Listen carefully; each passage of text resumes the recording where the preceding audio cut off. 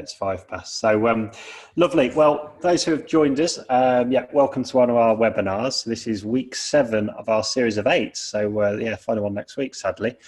For those who have been following us throughout, you'll probably get the gist of what the format is, but it's really a conversation with kind of key people in the industry just to give our thought process around certain topics for the week. And this week is how to manage a job offer, which sounds a bit crazy, but we find there's quite a lot of technicalities to it, really, of doing the right things, etc. So we'll go through that with Paul and Jane in a moment. So just a bit of admin. So as always, our webinars, we could try and keep them down to an hour, just to stop me kind of babbling away, really. We will record it as well, so if you need to dash out to take a call or make a cup of tea, you want to rewatch it or share with anyone in your network, then it will usually be up on our website within about 2 hours of us finishing. And I know, as always, just not to interrupt the webinar, we'll have a Q&A at the end, so there should be a box somewhere where you can fire some questions in, and we'll try and answer all those in the last 5-10 minutes of webinar. If we can't answer them all, we'll come back to you directly with our thoughts on the questions. So yeah, a big welcome to Jane and Paul for joining us today. I'll leave yourselves to introduce, really, and tell us all about you and what you do. So who wants to kick us off? After you, Jane. Oh, thanks, Paul. Good morning, everybody. Thank you for coming on the call, and thank you, Will and Paul, for the invite. Lovely to be part of your team today. So, my name's Jane Rawden. I've HR director, worked for Bistrot Pierre for many years, probably about 15 years. Paul and I were just reminiscing about back in the day when we only had a couple of restaurants and a trendy bar in Nottingham, and now we've got 19 restaurants. A little bit battle scarred from COVID. We've been through some events, just like I'm sure all of you have, but we're coming out the other side, and like we were just saying, need to dine out, and this sunny weather is certainly helping us. In terms of my background, it's quite mixed, really. Professional services, so law firms and accountancy, worked with some large PLCs such as Babcock, and then found myself with the passion and the love and the total addiction into hospitality. So breadth and depth in terms of both kind of recruitment, ER, change management, L&D, and very much a focus for me is about getting the culture right. To get the culture right, everything else kind of flows forward. Brilliant. Thanks, Paul. I've just started with Talent Hive last week. I've spent the last 6 years as a specialist hospitality recruiter, and like many people in the industry, I was made redundant due to COVID. Prior to that, I've been in hospitality all my entire life. Since I was 14, I had my first restaurant job. So my first real sort of high-end restaurant job at a little hotel in Nottingham, where I crossed paths with Jane, we just discovered about 15 years ago. And prior to that, I've done everything from fine dining to casual dining, and here I am today. Brilliant. I think you just touched on a subject we'll probably highlight later on, which is it's a small industry out there. So we'll kind of cover that around you're only as good as your last day. Discussion points today. In fact, no, let's backtrack a little bit. It's probably an opportune moment to welcome Paul to our team.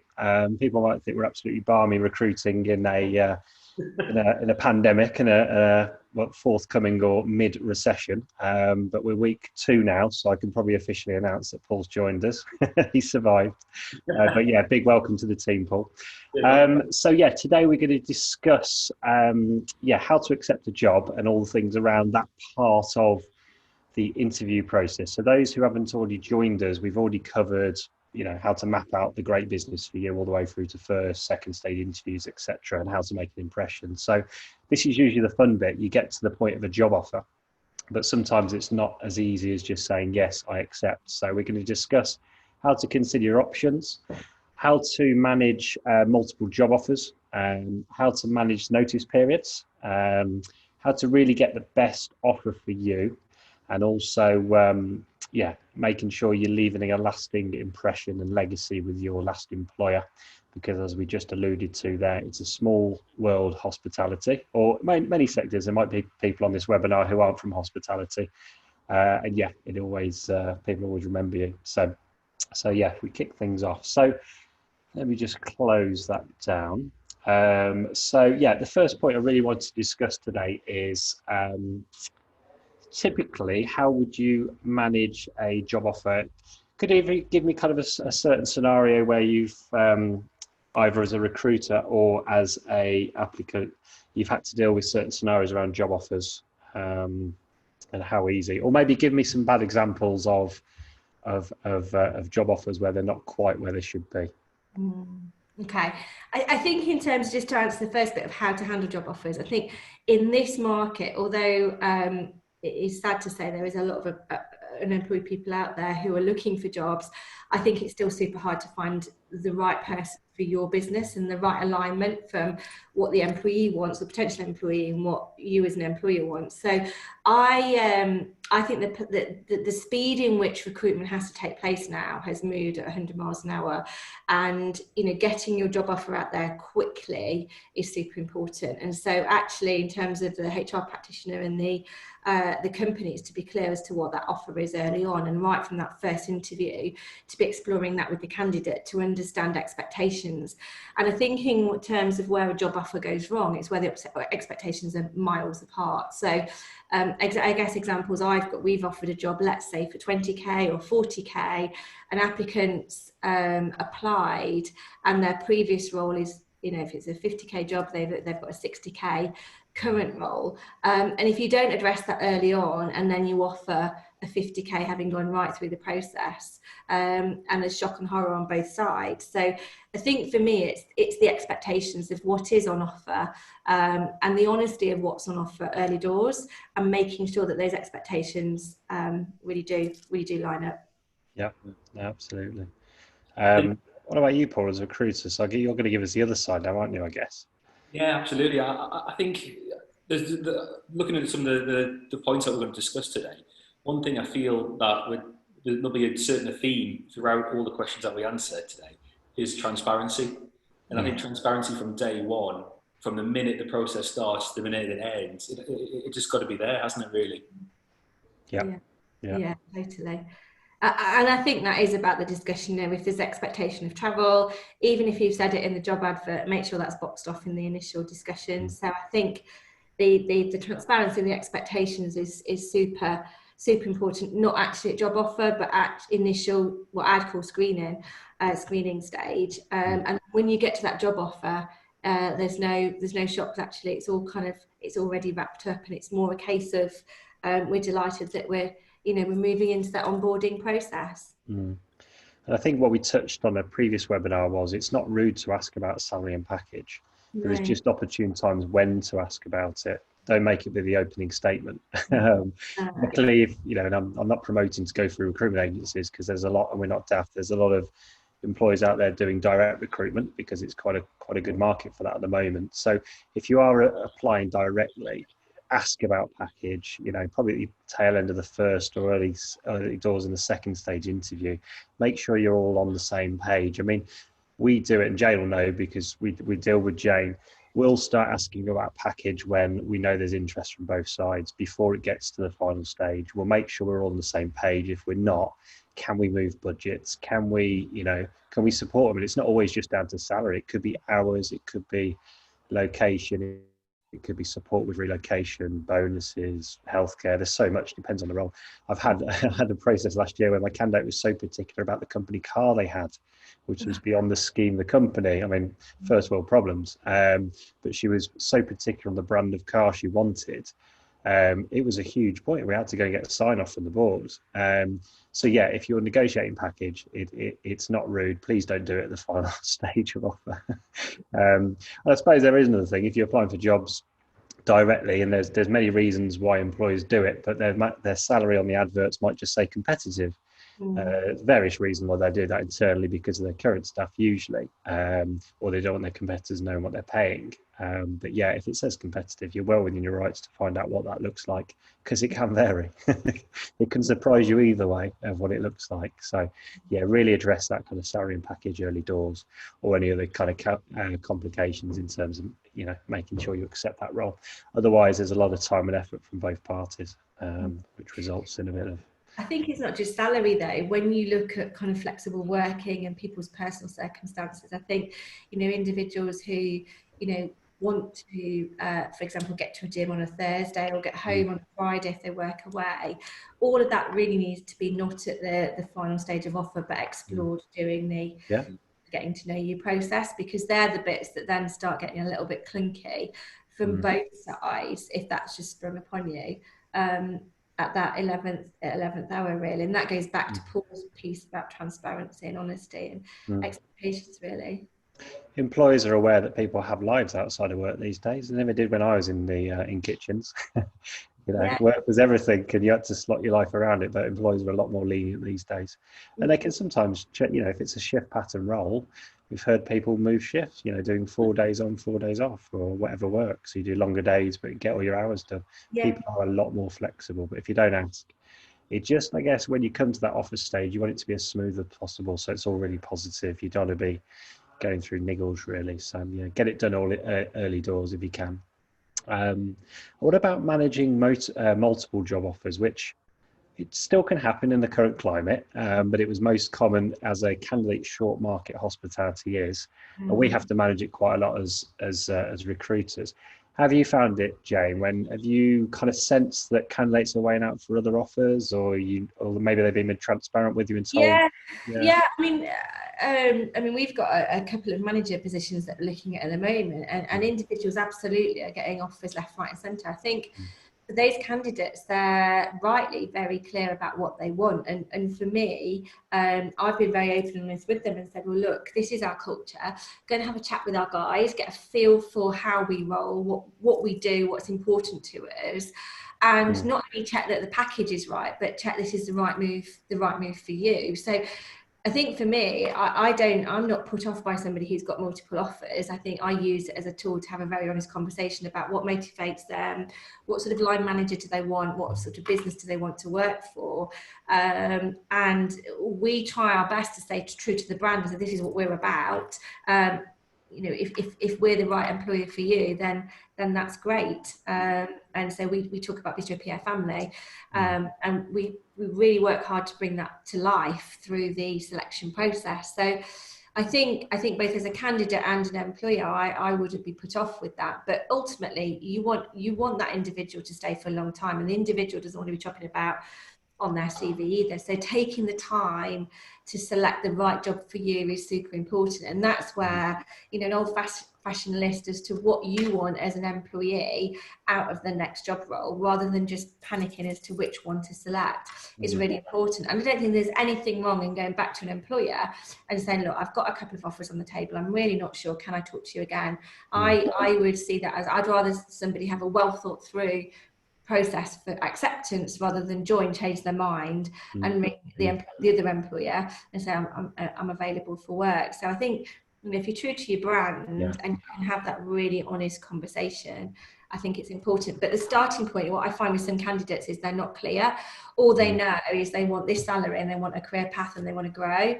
And actually, when you peel back, what does day-to-day opportunity look like in your business, that's what they've got to decide if it's right for them or not. So I think it's really being clear the type of environment you want to work in, the type of culture that you want to work in, and that then kind of channels it down to make the right selection for you. Would you or any of the senior management team at Bistrot or any of your other employees actually be offended if people are looking at others? Because I guess as an employee, you just want to hear that the candidate wants to work for you. Take it. No, I'm not offended at all. I'd rather than be honest. There's now and again when you get a little bit, I've got a load of offers on the table, and that kind of gets a bit negative for me, I'm afraid. But a genuine person that says, I mean, I've had it only a couple of weeks ago that said, look, I've got an offer on the table, I've got to get back to them on Tuesday, I really want to get to know Bistrot Pierre, is there any chance we can have our meeting sooner?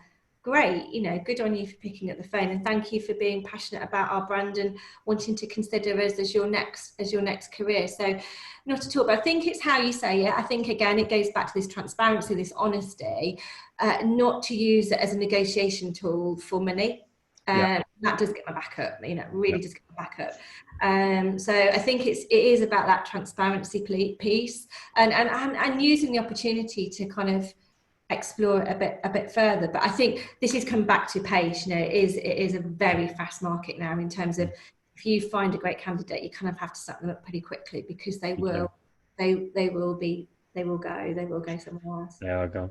I mean, from my point of view of hiring for Talent Hive, I quite like it when people are speaking to other recruiters. I just kind of go through our process. You meet us, you meet the team. This is us. This is what we can offer. And it's not necessarily about package.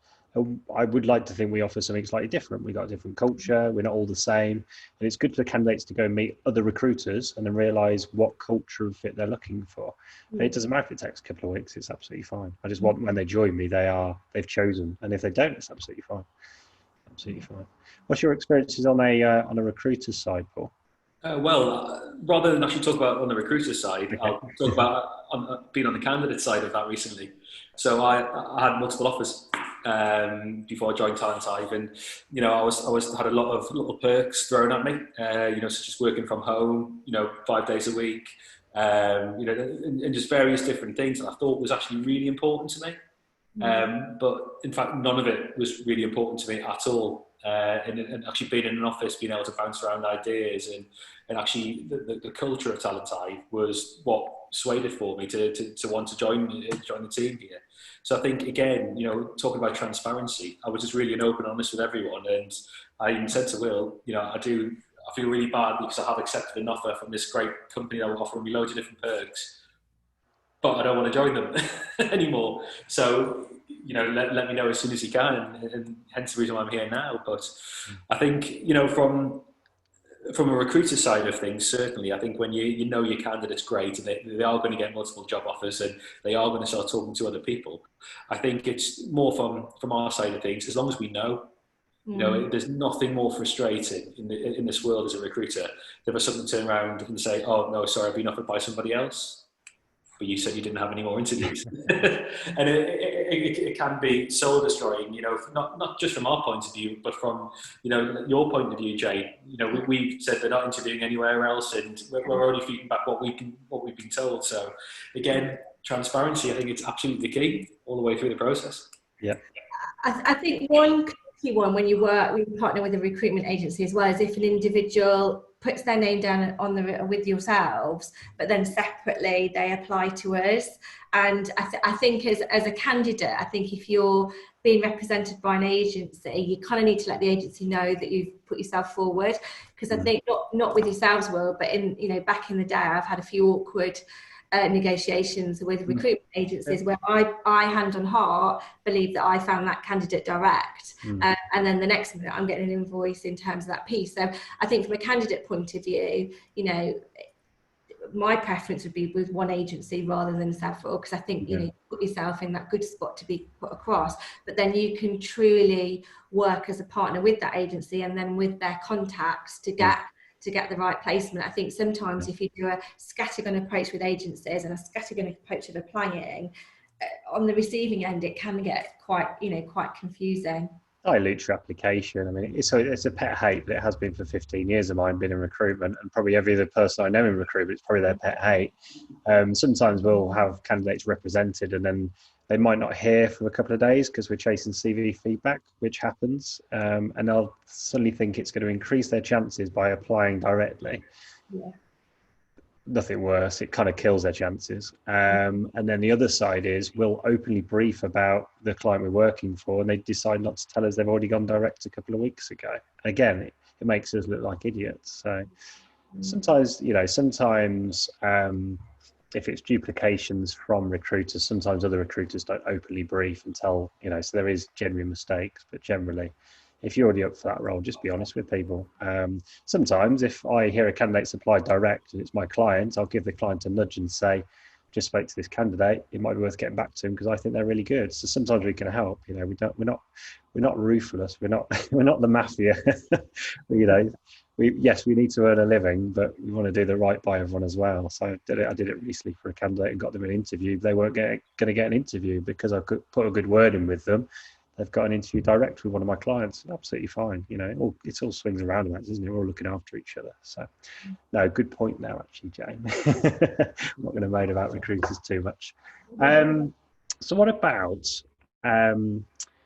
notice periods? Because sometimes I'll have pressure from clients saying, I know they're on 3 months, but we need them in the business in 1 month. It's quite a common one I have.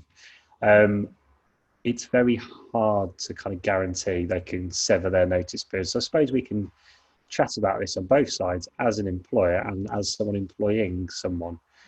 What's your kind of thoughts around notice periods? So I think as a candidate, first of all, if you are taking yourself to market, obviously at the moment for some people, unfortunately, it's because they're in a redundancy situation, so they're available immediately. But those in employment, I think you kind of need to look at the landscape before you take yourself to market, and make sure you've boxed off big projects, make sure your succession planning is in there, make sure you're ready to have that conversation with your current employer that you've got a new job offer. So I think there's work that you can be doing as an individual whilst you're looking for work to make that conversation quick and professional and easy. I think at interview, if you absolutely know that your employer is going to hold you to your 3 months notice or 1 month's notice for a variety of reasons, and a lot of them are very, very valid, you just need to say, you just need to be honest up front and say, look, I will do my best, but it's really unlikely because of this, that and the other. And actually, an individual that says, look, I've got 3 months, but I think I can get out in 2 months, but I need to be loyal to my employer, can I let you know, gets a big tick for me. So that, not that, oh yeah, I'll get out quick, kind of puts you in a bit of a bad light, really. Certainly my to him, that is. So I think it's being prepared in advance, it's being honest at interview. Of course, as an employer, anyone that's got 3 months notice, I'm desperate to get them on board. I think what you can do then, particularly in hospitality, we encourage the onboarding process whilst they're still on their notice period. So we'll encourage to meet up with myself or the managers and have dinner at night when they're free, to start kind of living and breathing Bistrot Pierre and living and breathing the brand, really. Obviously any training can't be done until they've actually joined, but I think you can get some familiarisation during that piece. And again, for me, that's a massive tick in the box if people are prepared to do that, because you start to get to know people. And I think as an employer, if you have got a 3 months notice, it's really important you do touch base with that candidate. The second you've done the offer, they're part of your family, and you should really be making sure that onboarding piece commences, and that you start sharing information and making them feel part of your business, not just an offer and then silence for 3 months until they knock on the door and turn up in your office or in your restaurant. So I think they're the key tips for me, really. Yeah. I think, like you said, Jane certainly touched on it. I think when, a business is asking a candidate to, break the notice period, me as a candidate, and it's a massive red flag. I think there's a real integrity issue there, going forward. And I think, if anything, it will put candidates off. Do I really want to work for this person who's putting pressure on me before I've even started? It raises so many red flags, from day one, well, before day one. And I think, as an employer, you have to have that understanding that if 3 months is 3 months, it's 3 months, and this is the right person. I've already decided that. We've just got to work right the storm until it can get there. Certainly I've never put pressure on someone to break a notice early. Yeah. And I think most reasonable employers, if they can, they'll let somebody go. They'll let somebody go sooner, because everybody recognises it's hard. When you're super excited about your new job role, you kind of have left the old company, no matter how professional you are. You kind of want to get to your new exciting next step in your career. So I think any employer worth its salt, if they physically can, with the infrastructure that's available, it's sensible to get to a mutual understanding. But it's about setting that up. And I think, again, as an employee, just making sure you box everything off before you hand your notice in, just makes life a lot easier. If it's a total shock, then you're going to get shocked back from your current employer. So yeah, I mean, I kind of flip it as well. So if I'm taking a job brief from a client and they tell me they need someone in the business in 2 weeks, and it's a senior role, we kind of advise them and say, what if we find someone who's out of work? And in the old world, that was quite common. You wouldn't get someone who's not working. So it's kind of a big red flag for us, isn't it? We want to find the best candidate, not any candidate. So I'd probably work with the client and try and get them to see sense that they're not going to get someone in the business the next 6 weeks. I know it's business critical. It's a new opening, or someone's not there, and it's you're paying big temp fees to cover that role, or it's the staff morale's dropping because you haven't got a key individual in there. But for me, it's getting the right candidate into the role, not just a candidate. So sometimes we would probably not work that role because they're just not, I don't think we're working towards the same goal, the same aim. We just know in 6 months' time we're going to be replacing that role because the individual wasn't right. So yeah, it kind of works both ways, really. And I think there should be a bit of understanding from employers as well when someone does want to move on. I think in 15 years, I've only ever had 2 candidates held to 3 months' notice. One of them works for me now. That was from the wrong employer, but they were a client of mine at the time, so it was a bit tricky. But yeah, we've only had a couple. So there's always a common ground. I think it's having constructive conversations with all 3 parties, with, your current employer and your future employer, and see if you can find some middle ground. Usually like a mutual kind of agreement that if we find someone sooner, we'll let you go, etc. Which kind of brings us on quite nicely to you're only good as your last day, which for me is huge. And sadly, people forget about it when they're leaving the business. You might not want to work for that company or that boss anymore, but it's really important to make sure you leave on a high, really. What's your thoughts?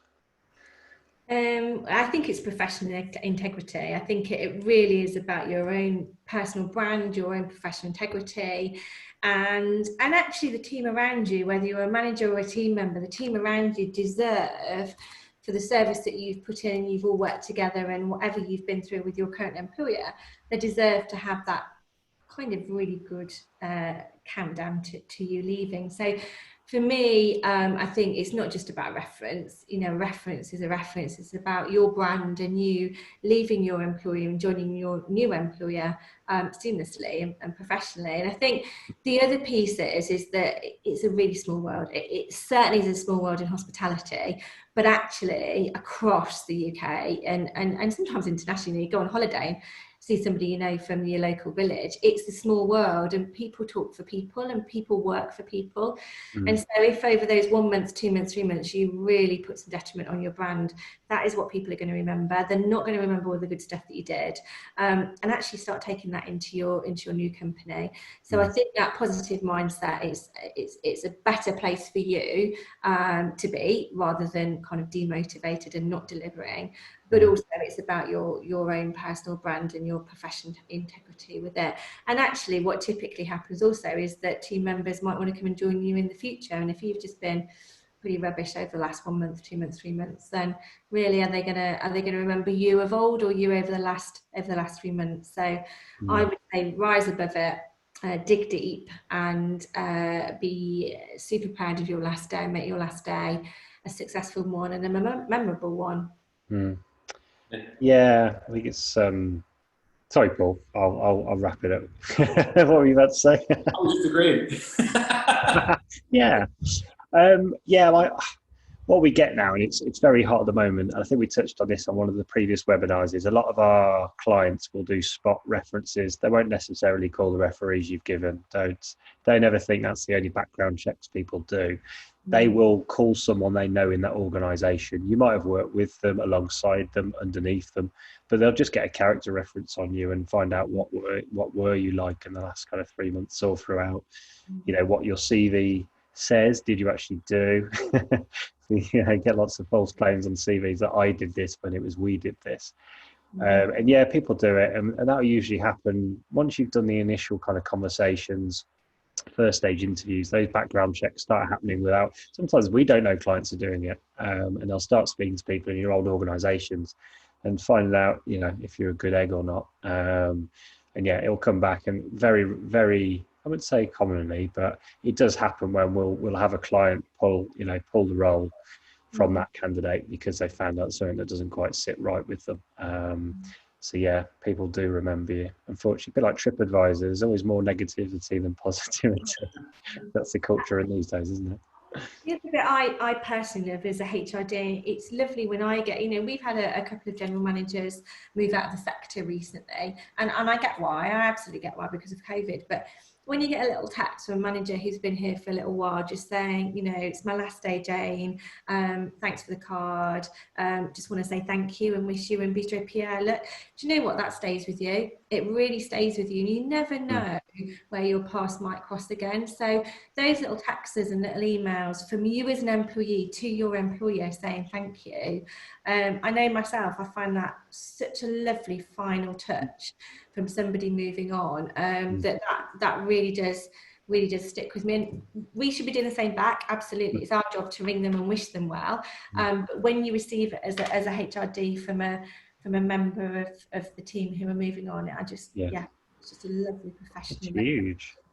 I mean, when people are recruiting our clients, before they even put a job advert out or even speak to a recruiter or, you know, advertise it internally, the first thing anyone does when they're hiring is think about their own network.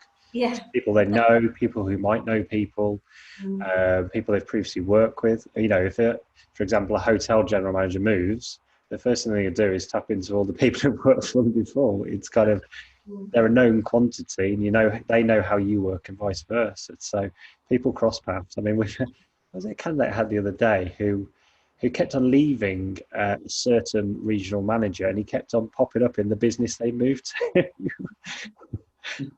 So it happens. It's a small world, and especially where the restaurants and the hotel businesses are these days through acquisition and sales.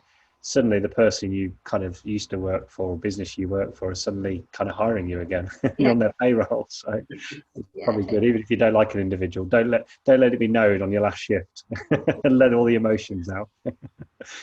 No, absolutely. What's your thoughts, Paul? What's your experience as a recruiter on this? Fortunately, I haven't had any bad ones, you know, any sort of rogue last days with people. But again, I think, like I say, it's just such a small industry, you know, you can't really burn your bridges. You know, someone who you haven't seen or heard of for years and years and years can just turn up on your doorstep, or you turn up on theirs. So I think as a recruiter, I personally like to check in, you know, from the minute they accept an offer. You know, I'll always like to check in. You know, I've even in the past sent, you know, a resignation letter template, you know, to somebody, just to keep it nice and concise and polite, rather than, you know, someone sending a war room piece about why they're leaving. And, you know, you just want to keep it as you know, from my side of things, I try and manage the process as smooth as possible. Certainly, I'll always check in with them on the last day at their old job, just to say, did everything go okay? You know, everything all right? And then again, I think it's just trying to take any sort of animosity, not animosity, I think negativity is probably the right word, away from the process. And if anything, it's positive, you know? Yeah, no, absolutely.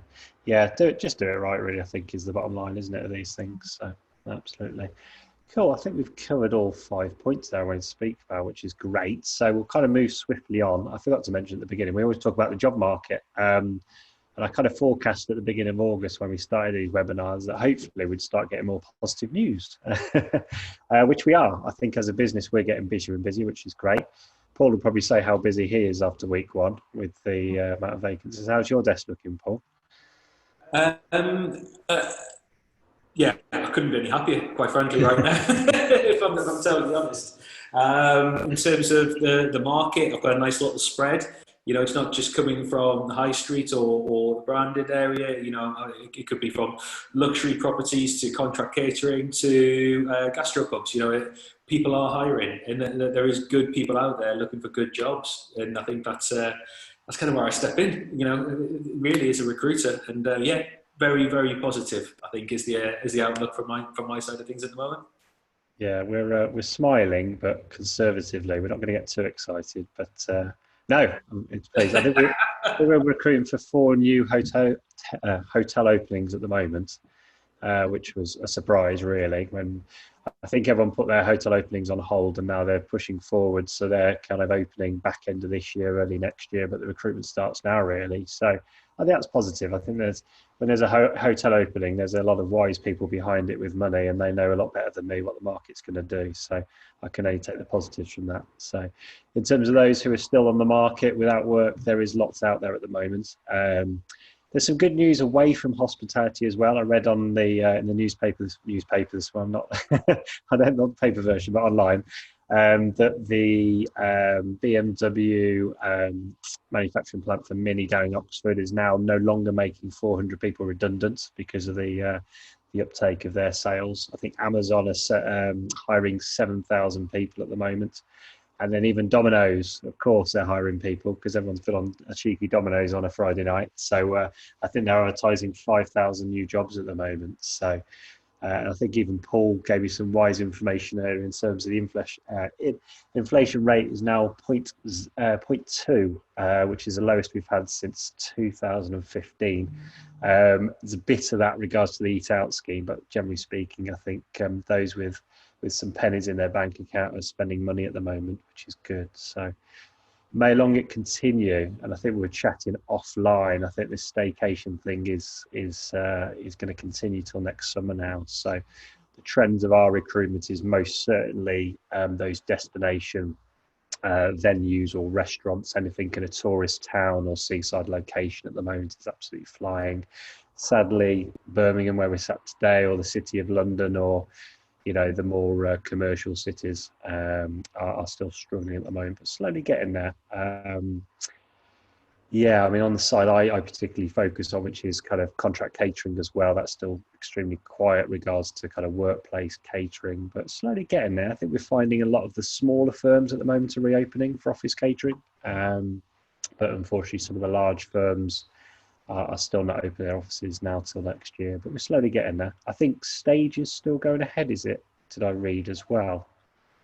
I think stadium catering or stadium attendances are still going ahead, which I thought it is literally just flashed up that this weekend there'll be test pilots.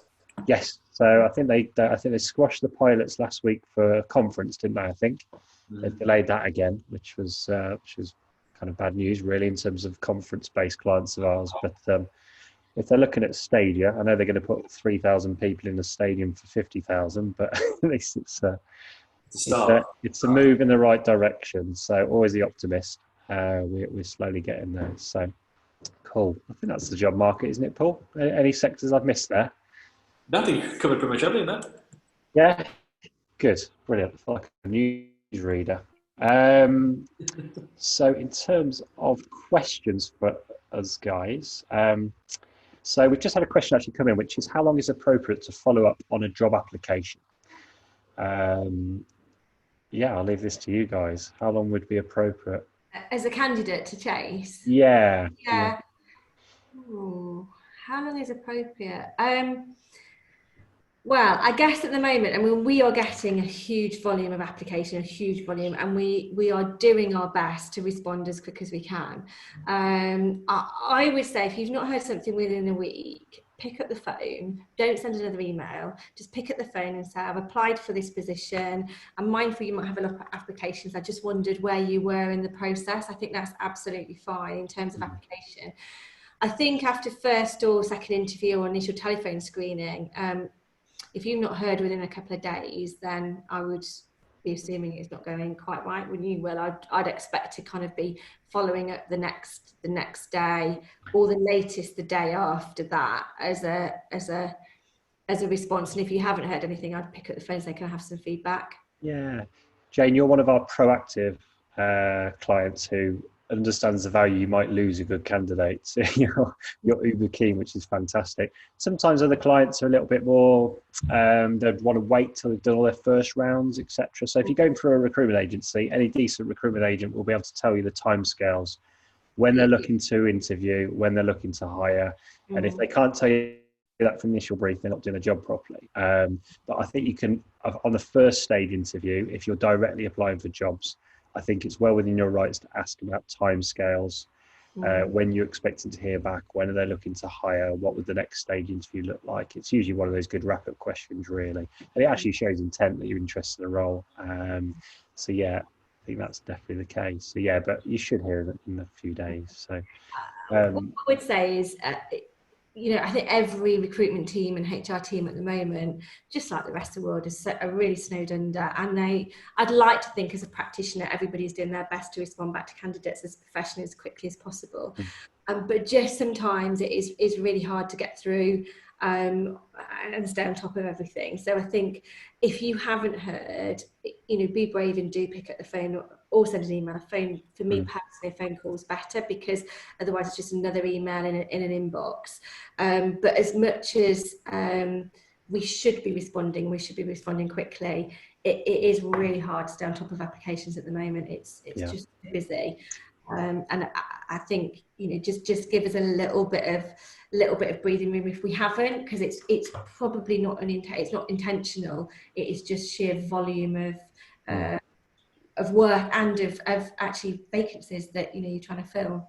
Yeah, I spoke to a client the other day, an in-house recruiter, and she had 72 vacancies. Yeah. You just can't manage that on your own. No. I struggle with more than 10 vacancies. So Yeah. I don't know you can work 72. I think the magic number for me is 24 hours.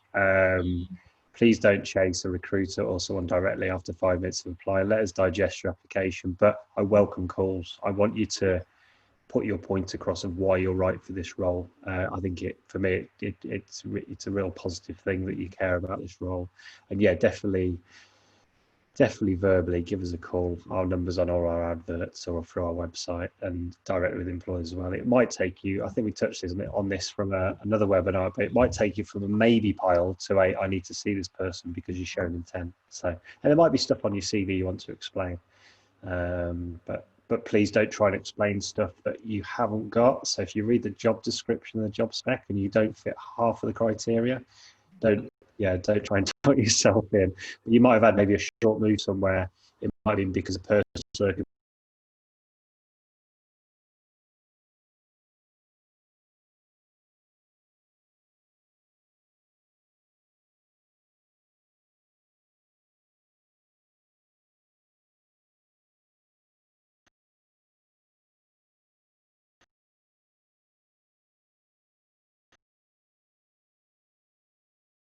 In terms of, obviously, you see literally not.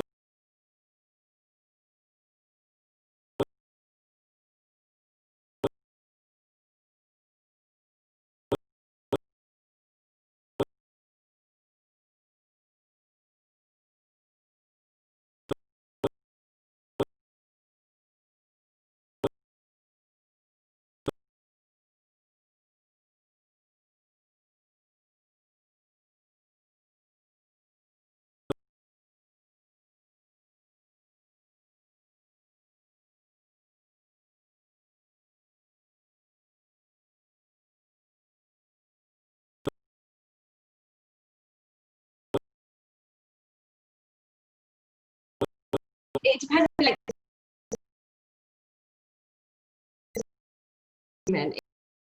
it'll be laid out within there as to whether it's 1 week for each complete year service or whether it's 1 month's notice after your probation period. So your contract of employment will tell you exactly what your notice period can be. Again, this goes back to you're only ever as good as your last employer and your last day. If you choose to say, well, I've got 4 weeks notice, but I'm only going to give a week, I'm going to leave, will your employer try and see you? Probably not.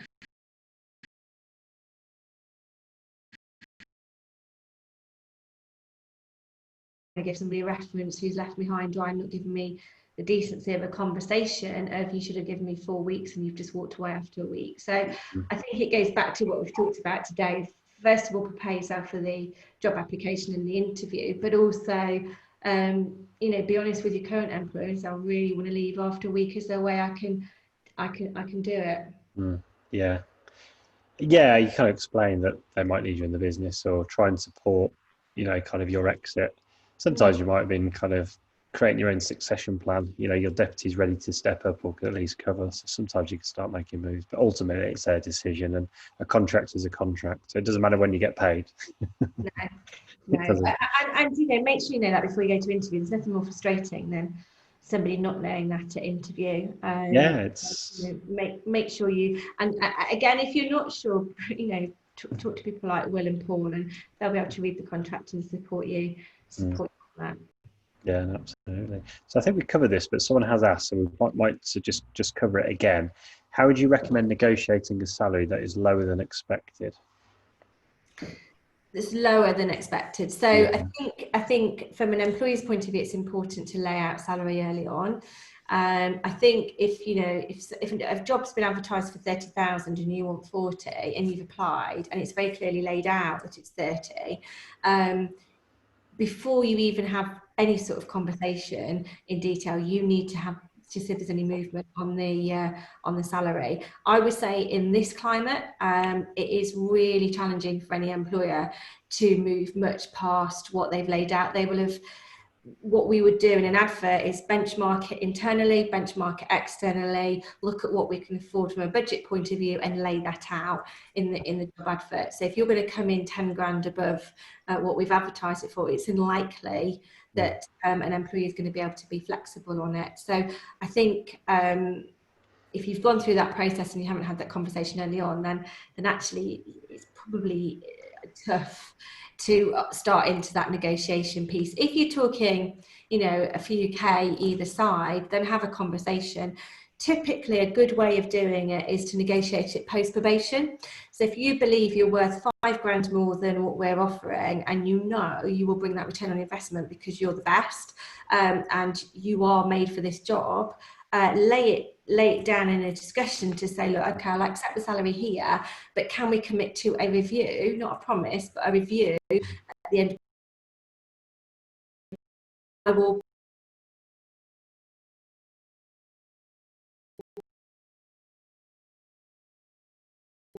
be enough to say you yourself and get a review.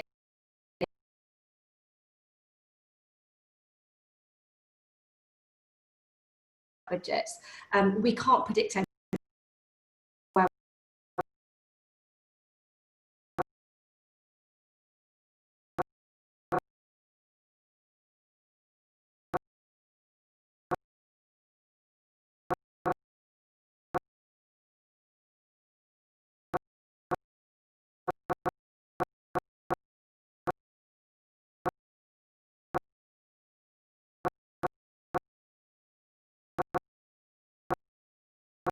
Probation.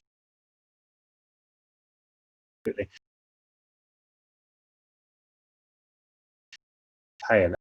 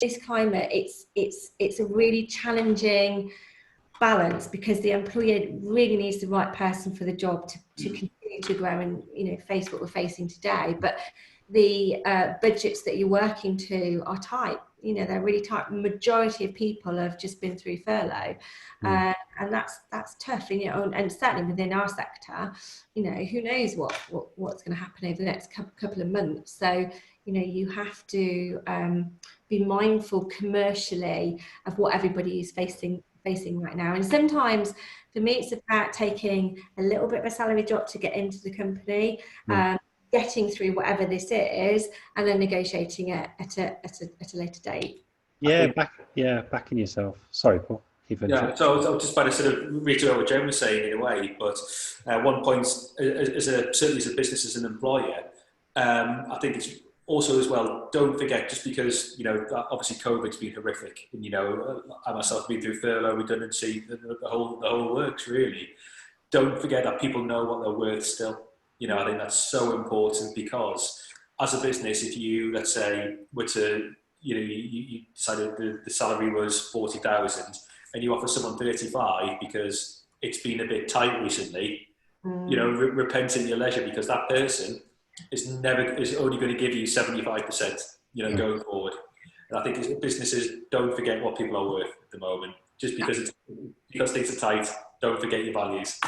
Maybe explain it. You might have closed down part of your business. We've heard people have closed spa and leisure, but we've only got certain operating to say, okay, at the moment this is the salary, but when we're back up to speed and we're where we need to be, then everything will go up. I mean, I've got a lot of clients and candidates at the moment on 60-70% of their salary. They're back at work working full time, but the business has asked them to support them by taking a salary drop for 6 months. There's a lot of people out there, on a lot less salaries, and most businesses I'm talking to at the moment, their aim for this year is to break even. Board of directors aren't going to be taking any dividends out of this business. We're currently in survival mode, and that's most businesses out there. So yeah, you got to have a bit of understanding of the bigger picture, really, rather than just your needs. I think, Paul, also though, if you were, if the job was advertised at 40k and you got offered 35, I think you have to. That says a lot about the employer. And as an employee, I think you've got to question their approach to how they treat their employees, really. So I think that's a red flag for you, actually, if you do get offered something below what was advertised or talked about early on, unless they can explain where your skill set is short, and they're recruiting you on your personality, on your cultural fit, but they feel there's a couple of pieces that are not quite right, and they want to invest in you.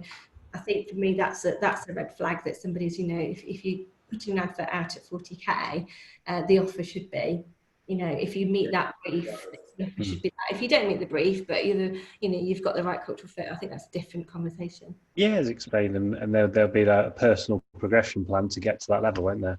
We're going to teach. It's usually the finances or something. Usually, it's that little bit beyond an operator and a manager. It's usually that final piece of the jigsaw is why we're going to invest in you, and there is a plan of 12 months, 6 months to get you to that level. In fact, which leads quite on well to our final question, which are employees actively reducing salaries at present to balance the books? Which we're getting asked a lot at the moment. Is this the real salary or is this a COVID salary? My experience, none of my clients are paying less than what they were paying pre-COVID. No. I think a lot of my clients are building teams for next year. They're not really thinking of the short term. So if you spread a salary over 12 months, the actual kind of, pennies every month aren't huge. Okay, if you've got a big labour, scale that over 200 employees, it will be quite a fair sum. But all my clients at the moment aren't paying any less than what they were pre-COVID. I haven't heard of any one of you, Jane. No, that's a really interesting question, actually. I do know people who are taking directors and managers who are taking pay cuts within businesses, but in terms of attraction and advertising for salary, no, definitely not. It's not, I can hand on heart say it's not going down. It's definitely the same, or if not more, actually, in some areas, to get the right person into. I think more than ever, you need the right person to hit the ground running and be massively successful in your business straight away, because there just isn't the time to get it wrong.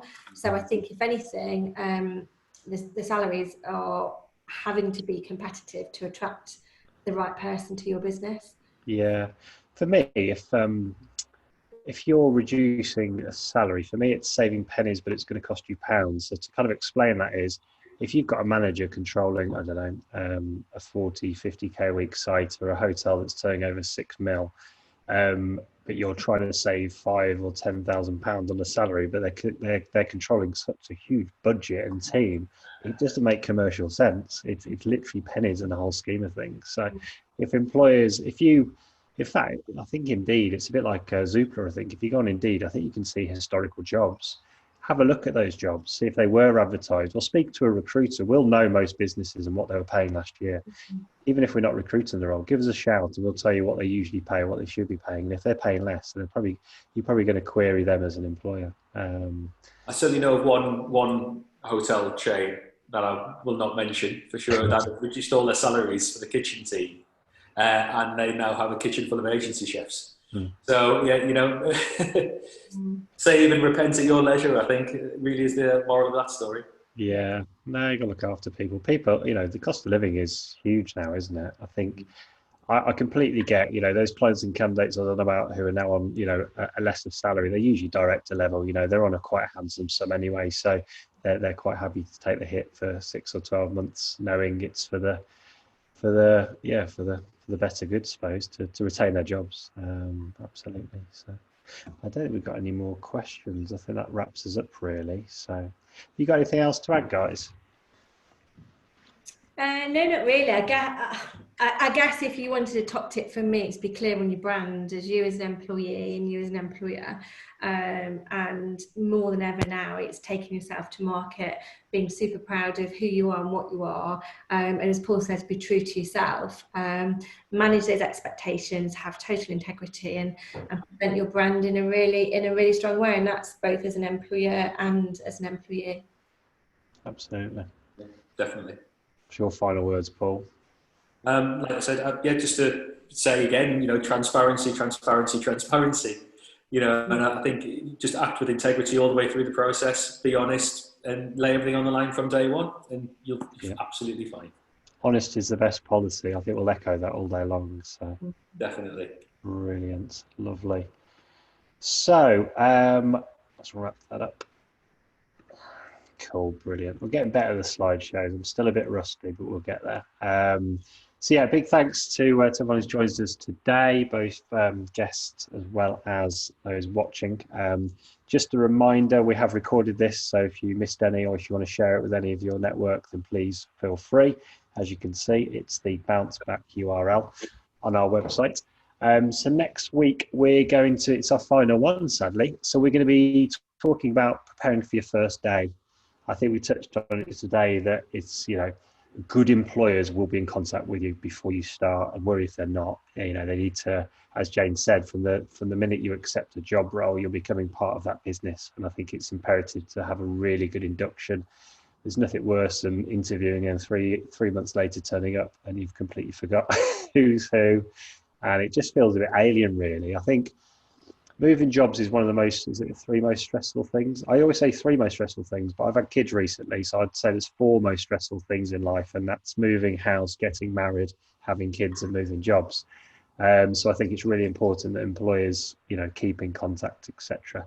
As recruiters, we'll tend to kind of try and kind of manage that process and make sure everything's going through nicely, from, you know, the right uniform size to where they're turning up on their first day, or even having an itinerary for the first 2 weeks. I think it's really important so they can get ready. But yeah, so next week we're going to be chatting about what you could do, what employers should do to make sure that first day is as best it can be.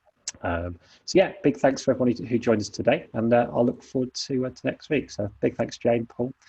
You're welcome. Thanks, guys. Take care. Bye.